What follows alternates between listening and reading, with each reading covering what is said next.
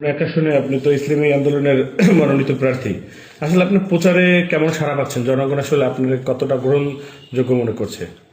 আলহামদুলিল্লাহ, প্রচারের ক্ষেত্রে আমাদের ভূমিকা তো অন্যান্য দলের চেয়ে অনেক আগানো।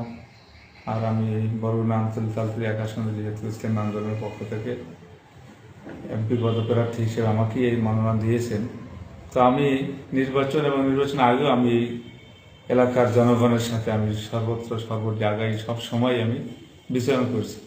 সেক্ষেত্রে নির্বাচনকে কেন্দ্র করে আমি আমার আশার চেয়েও অনেক বেশি আমি তাদের সাড়া পাচ্ছি।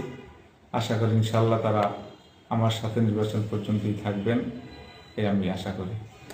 আমাদের এক আসলে ব্যাপক পরিমাণে তরুণ ভোট আছে, যে ভোটটা আসলে যদি একতরফা এক প্রার্থীর পক্ষে পড়ে তাহলে সে বিজয়ী হতে পারে। আসলে তরুণ ভোটারদের আকৃষ্ট করতে আপনার অন্য কোনো কৌশল বা আপনার তরুণ ভোটারদের কাছে আপনার বার্তাটা পৌঁছেছে কিনা এই বিষয়ে আপনার?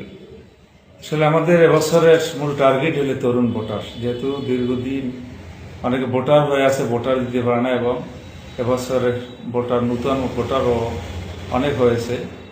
আসলে আমাদের মূল মিশনই হলো যে তরুণ ভোটারদেরকে আমাদের প্রতি আকৃষ্ট করা। আর সেক্ষেত্রে আমি তরুণদের মাঝে বিচরণ করছি, তাদের পালস আমি বোঝার চেষ্টা করছি। ইনশাল্লাহ সে অনুযায়ী আমি সর্বত্র সর্ব জায়গায় তরুণদের যে পাওনাটা, তরুণদের যে চাহিদাটা, সেটা আমি তাদেরকে ইনশাল্লাহ আশ্বাস করেছি, আশ্বাস দিয়েছি।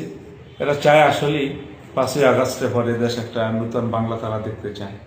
আর আমি তাদেরকে কমিটমেন্ট দিয়েছি ইনশাল্লাহ সারা বাংলাতে আমি কিছু না করতে পারলেও বরগুনাতে আল্লাহ যদি কবুল করে, তরুণদের যে আশা এটাকে আমি ইনশাল্লাহ প্রাধান্য দেব।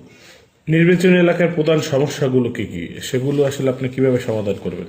আসলে এটা কিছু সমস্যা আছে, স্থায়ী সমস্যা, দেশের মানুষের রন্দে রন্দে এগুলা প্রবাহিত হচ্ছে। যেমন 17টি বছর যারা ছিলেন এবং এর আগেও যারা ছিলেন, এদেশে স্বাধীনতার পর থেকে কোনো সুষ্ঠু ভোট হয়েছে বলে আমার জানা নাই। আর যারা এখন বরগুনাতে আসলেই তারা মনে করছে তারা হেরে যাবে, এজন্য তারা ওই আগের সেই পদাঙ্ক অনুসরণ করার একটা দীর্ঘ স্বপ্নে তারা মত্ত আছে, যে তারা চাচ্ছে যে নির্বাচনের কেন্দ্রগুলো দখল করবে, এরপর ভোটগুলো তারা ছিনিয়ে নেবে। এক্ষেত্রে বিভিন্ন জায়গায় বিভিন্ন ধরনের তারা শোনা যাচ্ছে আমাদের কর্মীদেরকে ফোনেও হুমকি জুমকি তারা দিচ্ছেন। আপনি নির্বাচনে বিজয়ী হলে এই এলাকায় কি কি উন্নয়ন করবেন? আলহামদুলিল্লাহ, আমাদের ইসলামী আন্দোলন একটা ব্যতিক্রমধর্মী সংগঠন, এটা আপনারা হয়তো বা বুঝতে সক্ষম হয়েছে। আসলে আমরা নিজের ব্যক্তি স্বার্থ বা দলীয় স্বার্থ যে উদ্ধার করবে এটা না, আমরা হইলাম আমাদের দেশকে প্রাধান্য দেই, জনগণের